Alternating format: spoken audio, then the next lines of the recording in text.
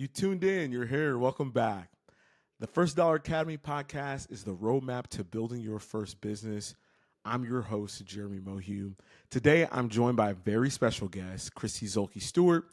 She is the founder of DOTT Technologies and the DOTT app.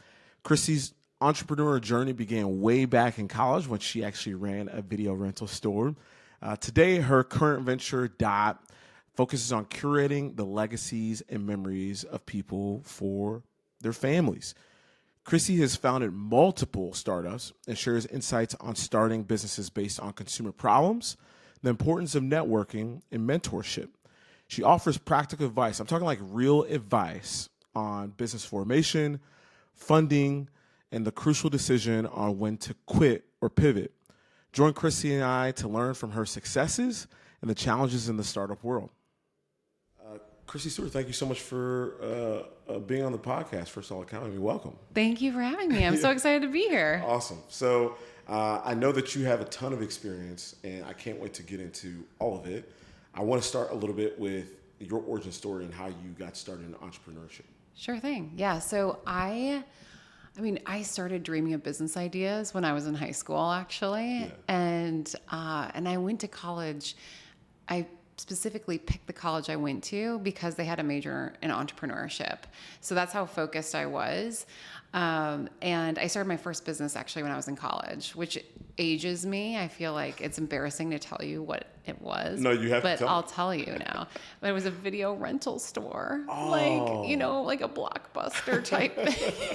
Was Blockbuster like a big competitor? Or? I guess so. Yeah, but it was like a video rental store for our college campus, which we didn't have one. And so kids were looking for like entertainment, and it was like, oh, we can just create a student-run and own video rental store. Right. And then 5 years later, Netflix launched. But yeah. Yeah, that's awesome. Yeah, and then that started my interest in entrepreneurship. And then I went and got a corporate job after I graduated college for 6 years, and then I made the jump into starting a tech company. So tell me a little bit about that experience, that first experience, the video rental store, and how it kind of shaped your worldview in terms of like starting a business. Yeah, right. Well, one is I actually realized how easy it was, meaning like I didn't realize you could just go online and register for an LLC and pay $100, or now it's probably $150, but and now you have a business, and so I didn't realize actually how easy it was, and like, oh, college kid can create a company, literally. So I think that was one thing that was exciting for me, is that it wasn't actually that hard logistically. But then also had some co-founders, and that was really fun. I knew that I started to discover like how great it is to work on a team and to help problem solve when you have a team to work on it together. So there were a couple things that I learned that I was like, all right, I dig this. This is fun. Yeah. Awesome. So then you leave college and you go to Procter Gamble. Procter Gamble. Yep. Tell me a little bit about that experience, and what was your job? Like, what was your day to day? Yeah, so I was in the marketing function, and I was working on brands like Gillette and Old Spice and Always in the Fem Care division. And my job was to be the voice of the consumer in all the decisions we were making. So, design would come and be like, here's the new packaging for this new men's Fusion razor. And my job was to say, he's going to love that, or he's going to hate it, or you have to put this on the package for him to buy it or catch his attention. And so I got to be his voice. And when I didn't know the answer, I'd go hire a market research agency to then help us find the answer of how, and then insert his voice into the decision that we were making on those brands. So that was super insightful for thinking about like lean startup and really this concept of always creating a product that solves a problem. I was taught that from very early on, that you never start with a technology, you always start with a consumer problem or a consumer insight, and then you build a product to that.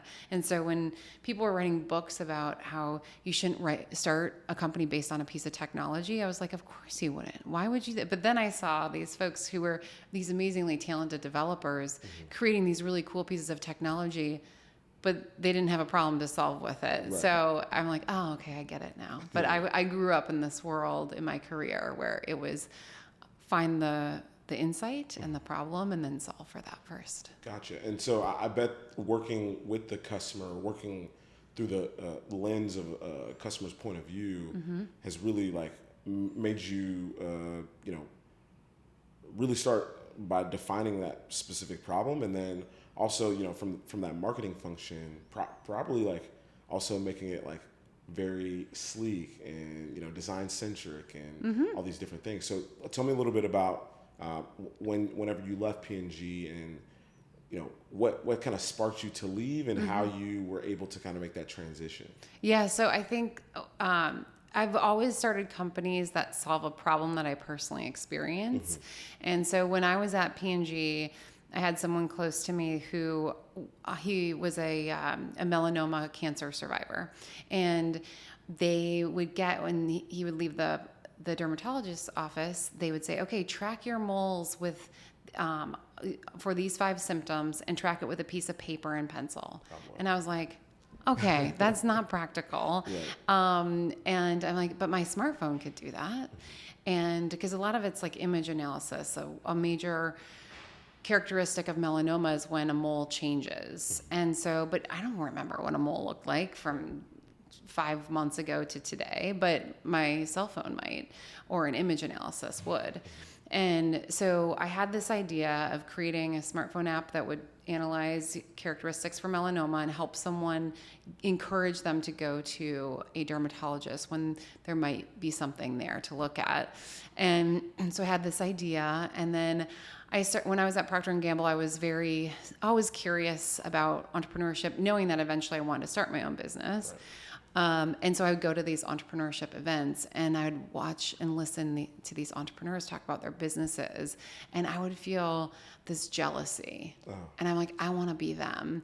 And that's a very uncomfortable feeling for me. Like, I'm usually very comfortable in my own skin, and it was a feeling that I was like, I need to act on this, because it's just, you don't want to sit around wishing you were someone else. Right. And so that's what really, that emotion plus the idea really prompted me to take a leap of faith and leave my nice corporate job. Cushy and comfortable. Yeah. Yeah, totally. My paycheck showed up like automatically. Right. Like, it didn't matter if I went to work that day or not. Right. Men still shaved, they still bought razors no matter what I did. Right. And so now all of a sudden I was, whatever I did that day did depend on what showed up in my checking account. Wow. So the very interesting part, I think, is what I want to zero in is you talk about like your comfort, and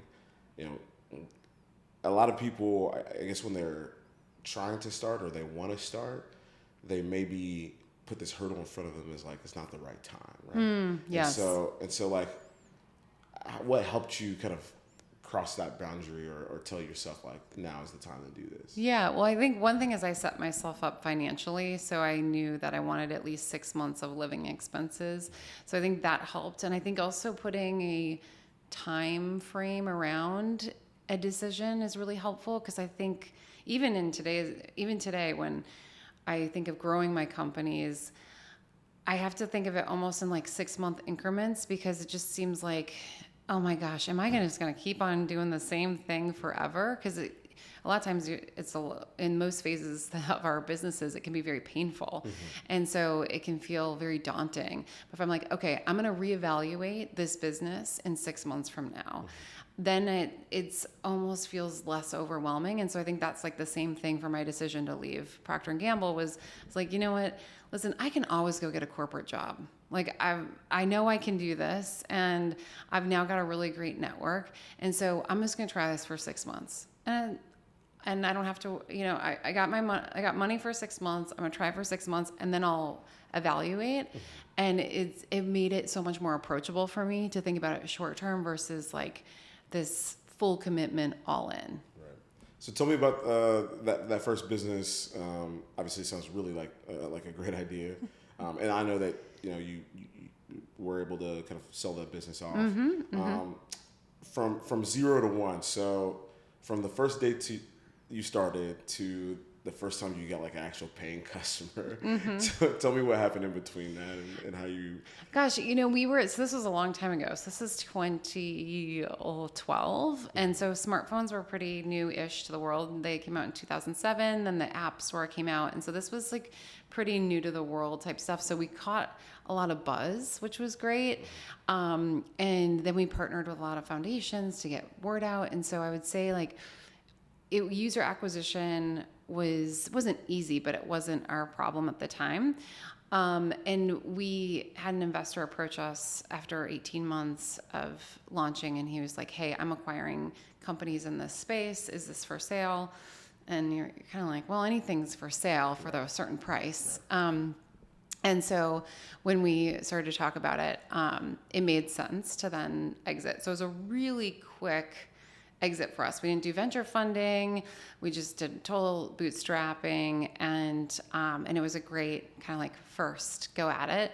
And so I was like, okay, well then, let's just start another company. Why not? And so then I parlayed that into my next business, which was completely different. It was a B2B SaaS business. Right. So I went from B2C app to B2B SaaS. Yeah. That's really interesting because obviously you're trying to sell something to a consumer. Yeah. In your first business, now you're focused on selling to businesses. Tell me how you made that transition, and more importantly, who helped you, along the way? Because I know a lot of people, they try to start businesses on their own, and maybe it can be difficult to find a co-founder or get into a space where you feel comfortable like introducing yourself and partnering with someone. So tell me a little bit about like that transition and how did you keep the same co-founder and you guys just started a new business, or tell me a little bit about that. Yeah, so my first co-founder, he was an MIT grad student, and so he was in school, and so kind of when we sold the first company, he was then now off to he was going through his graduate program, and he was not available for the next business. I would have loved to have kept him along. He's a wonderful, great business partner, and he was instrumental in helping us with the technology. And then my second technical co-founder I met at a networking event in Chicago, and worked with him probably for, I'm going to get the number wrong, but let's say like 4 months. He had a full-time job, and we would work in the evenings together. And that's kind of how we got to know each other a little bit better, and to know that was the right decision. I think like bringing on a co-founder is a big decision. Right. It's a really big decision, and it's because you're basically married to this person. You now own a baby with them, which is this business, and so it gets messy if it doesn't work out well. And so I've been fortunate in that. I've navigated those things, and it's for people who've helped me, like even navigate thinking through partnership agreements or co-founder agreements. I think one of my superpowers, I have many things that I'm not good at, but one of my superpowers is networking and asking for help. And so through a lot of like the Chicago tech community, because I'm based in Chicago, from just people introducing me to other people, I've gotten a lot of mentorship around like what works, what doesn't work, and how to navigate different situations and contracts and those sorts of things. Gotcha. So you met your co-founder here in Chicago, just at an event? Yeah, at a tech event. Yeah, it was kind of like, I think I was like, "Hey, what brings you here?" He's like, "Well, I'm thinking about like, I don't know, the startup world." And he's like, "What do you do?" I'm like, "Well, I'm thinking about starting a company." And we're like, "Oh, well, we should talk." Right. So we just happened to meet each other at a tech founder happy hour. Yeah. Right. And so in that kind of same regard, you kind of mentioned like there's things you're good at, there's things you're not so good at. Are you always looking for that symbiotic relationship in terms of someone who is good at things that I'm not good at that can cover my bases? Or tell me a little bit like what's that conversation like, and how do you figure out if it's a good fit for you? Yeah, totally. I think you're right. It is always about what's complementary versus what is duplicative between the two co-founders. I think it's very clear when it's a tech company, because usually you've got like the person who has their superpower is building tech, and then the other person is usually business development, marketing, branding. That's very clear. I have friends who have done startups where it's not maybe tech-based and they have very similar profiles. Right. And so then there does become a tension between, well, I want to do the marketing. Why are you doing the marketing? And there becomes a tension there. I haven't run into that because because I think the tech piece helps a lot. I do try to match what values I have. And that is something I've also done in my companies for hiring, is defining what the values are for the company and then hire based on those values. Because at the end of the day, it's actually about value alignment than it is, even more so than skill. So we've turned down a lot of talent when they were amazing at the skill we were hiring them for, whether that be developers or sales, but they didn't match our values as a company. And that's so hard to do because you're like, wow, I just met this like amazing developer. They could probably 10x our output, but you have to say no to them because they might not be the right culture fit. And it's so hard to do, but in the long run, it's like the right decision. Sure. So you start the second business. Tell me a little bit about how that went, and you know, what ultimately helped you decide that you guys wanted to sell that one as well? Yeah, so that was a lot longer journey. So that was about 8-year journey versus 18 months. And we did venture backing for that. So instead of bootstrapped, we did venture backing, and it was all based off of a problem that I personally experienced when I was at Procter Gamble. And so I was basically selling to all my friends that I had worked with. I got to go back and say like, hey, I was in your shoes once. And so here's a solution. Here's a problem I had when I was in your shoes, and here's the solution. And so that made it really easy for me to sell. And when I say easy, I mean like easier than maybe other, but it's not easy. Enterprise sales is not easy, and it takes a long time. The sales cycles are really long. But we were fortunate enough to be able to build a really solid company. We got to profitability, and then we had our run. We had investors who were ready to cash out. We were kind of done 8 years is a long time to run a startup, and it was a great opportunity to find a great fit for the business. And so we were acquired last year. Wow. Okay. Yeah. And so 8 years, long time. Yeah. What were some and obviously I'm assuming based on the way you sound, there were some challenges there, and you know, talk a little bit about that and the things that you learned to help you now start the Sure. I think, well, first of all, if anyone tells you that there weren't problems in their startup, they're lying. Like the most annoying thing is to like go and say, oh, hey, how's everything going? And they're like, oh, I'm just crushing it. You know, like you're like, even if your sales are crushing it, that means you've got like 10 other problems. So I think like almost entrepreneurs in some sense are glorified, and especially in the media, I think it's, you know, you see these headlines of like, this company raised $50 million, but when you peel back the onion, the founders now own less than 1% of the company. There was a fight between, you know, there was a stressful situation where one VC almost left, and then, or, you know, like there is so much messiness behind anyone's company. Right. So yes, there was a lot of bad days at Knowledge Hound, and there were a lot of really great days, and that's entrepreneurship. And I think some of the toughest things were managing investors, their expectations. I'm a people pleaser, so like I want to give a forecast that's like knocking it out of the books and knocking it out of the park rather, or the books. But some years when, especially during a COVID year, like you're not going to hit your number you thought you were. Right. So readjusting expectations, not only for your board, but for yourself. It's really hard. Hiring and firing is really hard. Enterprise sales can take forever. Sales cycles are on average 6 months long. So you're just like, and you're at the mercy of these Fortune 1000 companies.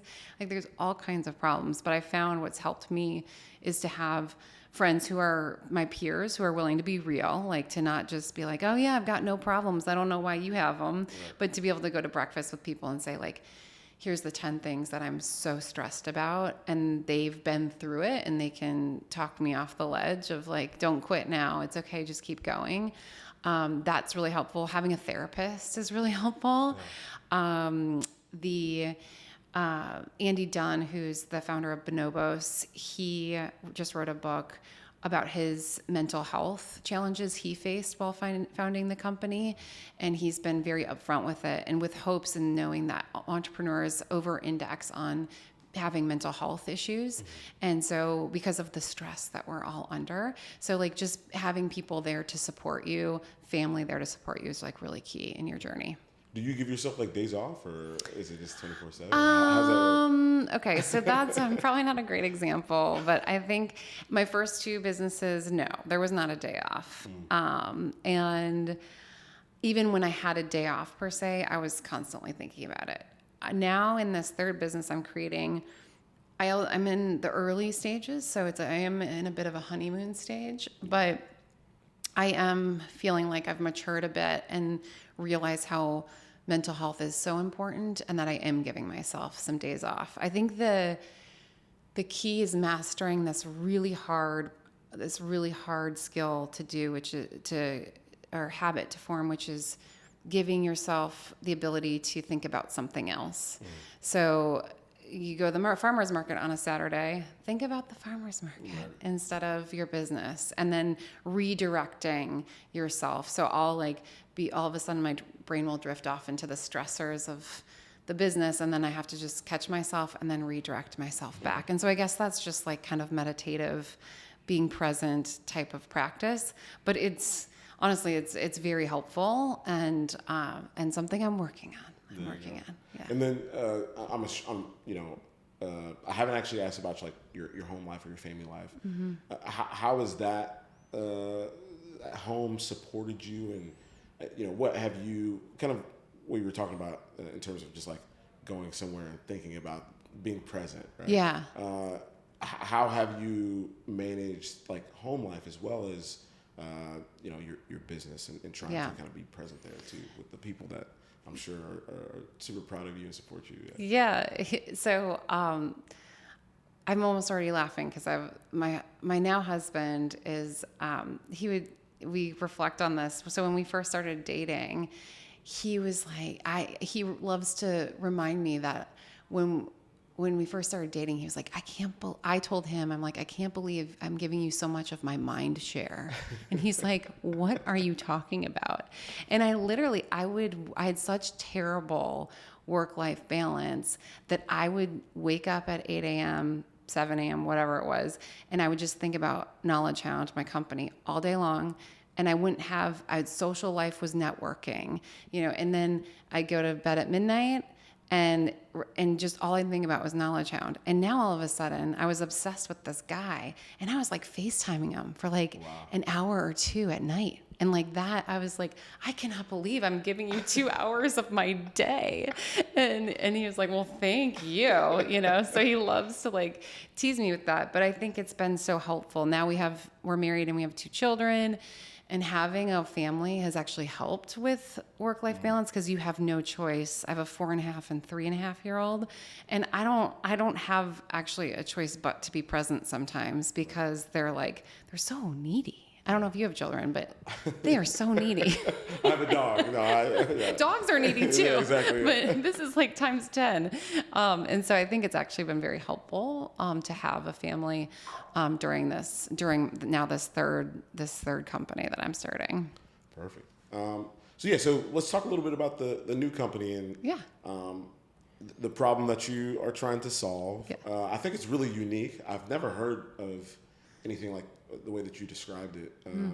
Talk about your new business. Yeah. So the problem that I experienced that I'm trying to solve is that, so I have these 2 little kids, and before having kids, I guess I would kind of like my memories, I would post them on Facebook or Instagram.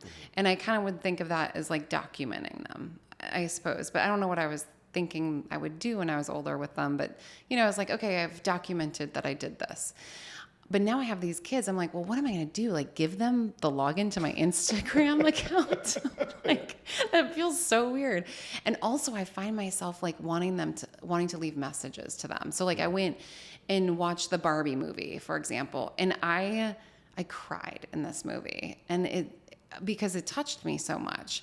And I want to leave a message to my daughter about what was it about the Barbie movie that had me in tears. And so DOTT is all about how do we curate our legacies. And so it really is, legacy is the big word, because at the end, that's what we're really doing. The kind of more short-term word is like memories. How are we curating our memories? But really what I've found is that humans, we all want to be remembered. And so it's really about how do we insert our voice. Like I want them to remember my voice when I was 40 years old versus the voice that, it's going to be when I'm 90. And like, I want them to hear me tell the story of what's going on in the picture versus them like, Mom, why is there a picture of me rolled up in a towel on the floor? And I want them to hear the silly story that happened just before that picture was taken. That's awesome. So tell me a little bit about like how you've started, and I know that obviously you're launching quite soon. What are the things that you need to see early on to continue building and hopefully continue like growing? Yeah, totally. So I think with this business, and I say this because I think it might help with some of your listeners. So what I'm doing with this company is I'm consulting and bringing in revenue through my consulting business while I'm also then kind of developing the technology. And so that's something I hadn't really thought about in my prior two businesses.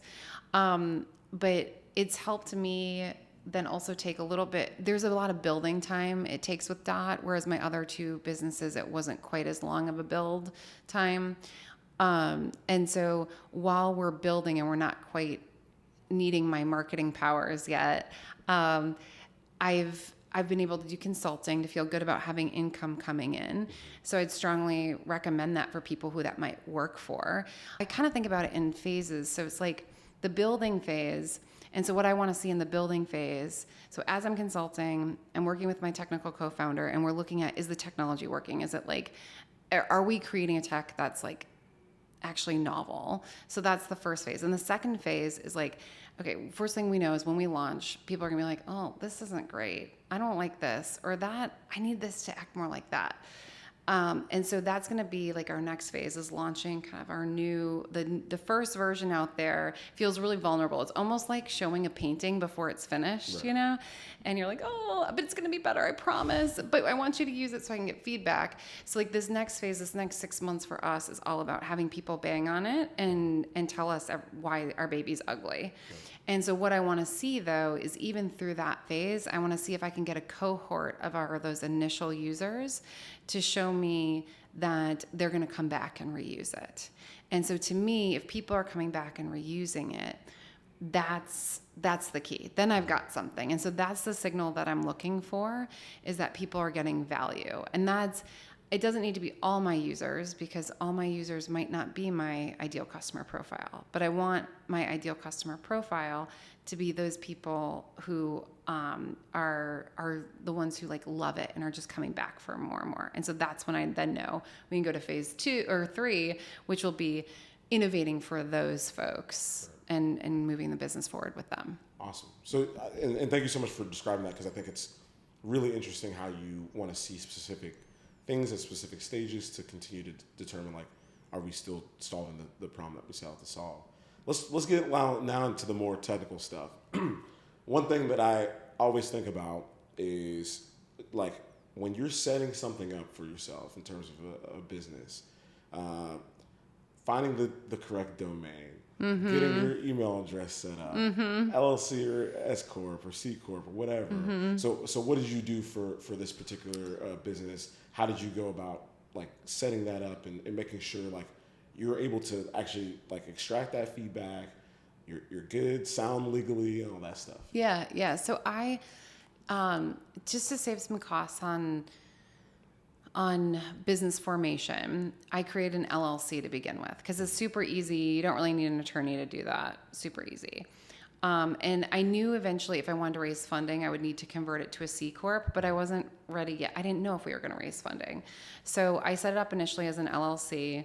Super easy to do. Just go to your state website. A lot of us do register our LLCs through Delaware because they have the highest protection for businesses. And then you just need to use, I think they call them like a brokerage firm, and a registered brokerage, which will show up right when you Google it, and you just pay them to help you have an address in Delaware, and then they register for you. And so I set mine up as a Delaware LLC. Businesses really like to see that you're a Delaware. Other businesses, especially if you're doing B2B sales, they like to see that you're a Delaware company. It's just part of the thing. So is it so you have an address, like literally physical address in Delaware? Yeah. But how do you get, like, do you just have? I don't even have the address. So the Delaware registering agent, they have the address. And so then they register for me to be a Delaware LLC. And so if I get any communication from the state of Delaware, it goes through that brokerage firm, and then they email it to me. So you're in Delaware. Yeah, so in Delaware. And then in October, I decided to raise some funding. So that's when I went and found an attorney to help me just do the formal documentation to switch my LLC to a C Corp. And so having an LLC really helps with your personal taxes. Right. And so I would have kept my business as an LLC had I not raised funding, just to help with my personal taxes, because I have this consulting income coming in. And so having another LLC that's spending money, it can help offset some of those tax liabilities that I have at the end of the year. Gotcha. And so then you're all set up in terms of your business. How do you make the decision to go from bootstrapping to now, like, let's find some investors? Let's find some investment. Yeah. I mean, so for me, I've been self-funding. I'm fortunate enough to be able to self-fund. But also sometimes you can get smart money in. So people, so like Andy Dunn, who is the founder of Bonobos, he was an angel investor. Great person to have as someone I can call and say, like, you've done consumer acquisition before. How the heck do I do this? So one thing is, if you can get a strategic partner, awesome.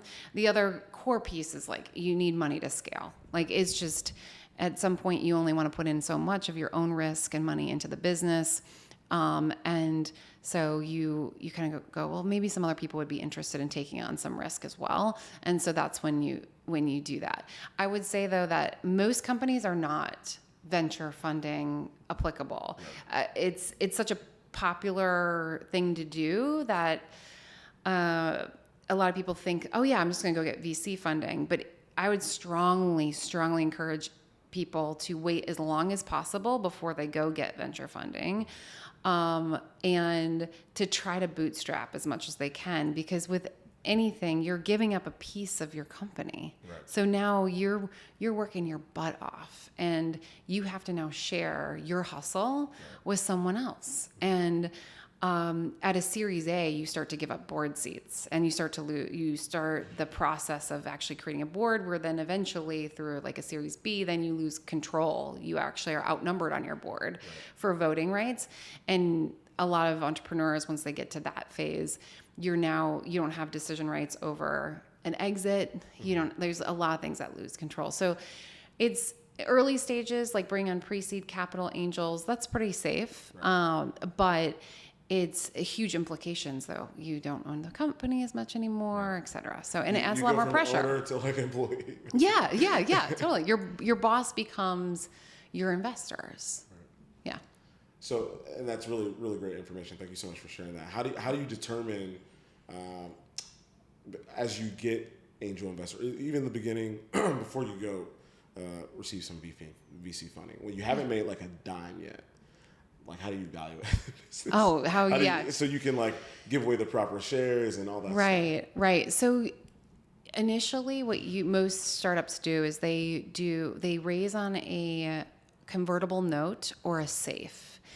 Easy to Google what those are, but essentially in layman's terms, it's essentially saying someone's giving you money to say, hey, listen, in the future, I'm going to give you money early because I know in the future you're going to go raise a round of funding. I know you're going to go raise $5 million in a year from now. but I'll give you money early as long as you give me a deal on those shares that you end up selling in the future when you actually have a valuation. So what they'll do is they won't assign a value to it. Right. So a SAFE allows you to have no valuation. What it will have, and a convertible note, same thing, but will have or oftentimes it will have what it's called a value cap. And so it just protects the investor from being super diluted, meaning like they might have like a $4 million value cap, meaning if you go and if you just like crush it, you absolutely crush it, and you go raise a bunch of money on $10 million, now they have such a tiny piece. They're like, well, I gave you the money to start this off. Like right. You diluted me so much. So they create a value cap, which caps the amount that they can actually, so it kind of puts a little bit of a fake value on the company. But it allows you to say, hey, listen, we're not going to value the company. We're too early, but we're going to let the next round of funding determine the valuation. And so it kind of kicks that valuation down the road till when you would probably have revenue and more users. Right, for sure. How do you determine how to pay yourself? Oh, well, when you have a co-founder, it helps. Like you can like negotiate. I paid myself not enough, honestly, in my first venture funding business. And I really encourage people, if you're raising venture funding, go talk to your peers, especially if you're a minority. You should talk to someone who isn't a minority and say, what are you paying yourself? And because as females, especially, we tend to underpay ourselves. So I'd go talk to a male and be like, what are you paying yourself? And so then I think I would have paid myself a little bit more. But you know, my thought process was the minimum amount I can pay myself to not take away from the business. Whereas other people are thinking more about like, how much can I get away with paying myself? And so there's a balance to that. You need to be able to pay yourself enough to make sure that you're not stressed out, because you are, as the owner of the company, you are the greatest asset it has. And so you have to be able to pay your bills. You have to be able to feed yourself and your family. It's so important. And so I think kind of thinking about it from that set of like, what's going to make me least amount of stressed so that I can focus on the business is a great place to start thinking about how much you're going to pay yourself. That's if you're doing venture funding. If you're not, you're like bootstrapping, you're paying yourself whatever you can like get in. You're like, okay, $1,000. Okay. I can afford myself that this month, you know? So you're just working through it. For sure. No, yeah. I think so many people think about, or they get scared because until you get funding, especially, you know, when you go from LLC to C Corp, S Corp, or something like that, you know, you're like, what am I making? You know what I mean? And so I think that's really interesting. What keeps you up at night with this new business? Gosh, I mean, with DOTT, my current company, what keeps me up at night is user acquisition. You know, how do you get the word out? How do you tell a mass amount of people about your little startup? And so, you know, it takes a lot of word of mouth. And so that's what keeps me up at night. A lot also is like, okay, how can I make sure that I can have enough coming in that my co-founder and I can keep this as our main focus and pay our bills and all that. So I think a lot of it comes down to money, honestly, at the end of the day is like, and I think that's what most founders is that, you know, how do I pay myself and make a living off of this? Because you need to eat, right? Yeah. Those basics, you know, minor details, but those things don't stop. Yeah. What advice that you know now that you would give yourself 10, 12 years ago? Oh, goodness. I think there's so many things, but you know, I think it's just about trying it out. Like, just do it, and you can always say, "This didn't work out. It was a great experience. Like, it's okay." And so I think it's just keep going at it. Just keep going, and then know that there's these key gates, key milestones that you can like reassess, and you can always reassess, and because you are going to pivot, you are going to change. What you think day one is how you're going to build your business is not how it's going to happen. And so it'll come together. It's an iterative process. What do you love about entrepreneurship? And you've obviously done this a few times. I know. And so crazy. there's something that like obviously keeps drawing you back to it. Yeah. What are the things that you're like really passionate about, and why do you keep doing this? Yeah, I just love building. I love taking a problem that I've had and creating a solution. And I think that's what keeps us going as entrepreneurs too, is if we feel so passionate about solving a problem. Like we think this is so crazy. Like how has no one ever tried to solve this before? Like why or why is there not a solution for this? And if that continues to bug you and bug you and bug you, like that's what keeps you going. And I think that's for me what it is like I love experiencing a problem that I've had and then making a solution for it. And I did this kind of for this third leg of my life. I was like, okay, should I buy a business and then build it? And because that's a lot less risky, because you can go buy a cash flowing business, take an SBA loan out against it, and then cash flow the SBA, pay off the SBA loan with the cash flow. Way less risky. I couldn't do it. Like I was like, I don't know, I can't get excited about this. And it's because I think I just love this like early building phase. It brings me a lot of joy. It's also like a honeymoon phase. Like, you're like, it's fun. You can play with the product and then the real stuff. Like now I'm about to hit the real where now you got to get like users and you got to figure out your marketing strategy and stuff like that. So I guess just to kind of wrap things up, and you've given tremendous information. Thank you so much for being. Oh, my here. pleasure. Yeah, no, this has been great. DOTT now is kind of in its infancy, and you are essentially trying to, still formulate the thing that you'd hope solves this problem. Yeah. When is it the right time to quit? And I ask that question. I'm going to ask that question to everyone that I speak with. Yeah. Because oftentimes I think, especially like you just described, there's a lot of passion, the things that you're building. You don't want to let go. Yeah. And you've had obviously 3 exits. I haven't asked you about any other businesses that you may have started that you let go. But through your experience, and obviously I know that you know a lot of entrepreneurs as well. When did you say, okay, this is not what I thought it'd be, and time to kind of call it quits? Yeah, I think there's different phases of a business when it's the time to call it quit. So before deciding on DOTT, I have this journal of business ideas that I keep, and it's always there, and I add more to it. And I had actually looked at 2 other businesses before I decided on DOTT, and I started on one, and I started doing like the research on it and looking at it, and I couldn't get the math to work. I couldn't get it to like financially make sense. So I killed it. I quit it. Then I looked at another idea, and I could get the math to work, but I couldn't get the market to it was in the fertility space, and it was to help women get transparency into fertility treatments. And as I started to interview consumers, because I'm trained from a P&G perspective of like you always talking to your target market, I was one of those folks. But what I heard, which they weren't exactly telling me, but when I read between the lines, they were saying, Kristi, at the end of the day, I'd be happy if I got a discount on my fertility treatments, but I'll be willing to pay anything to have a baby.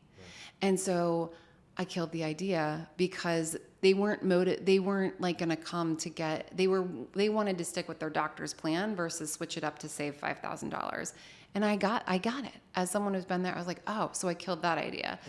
And then, even with like Knowledge Hound, when we decided to sell, that in a sense, which sounds very weird, it's like that feels like quitting.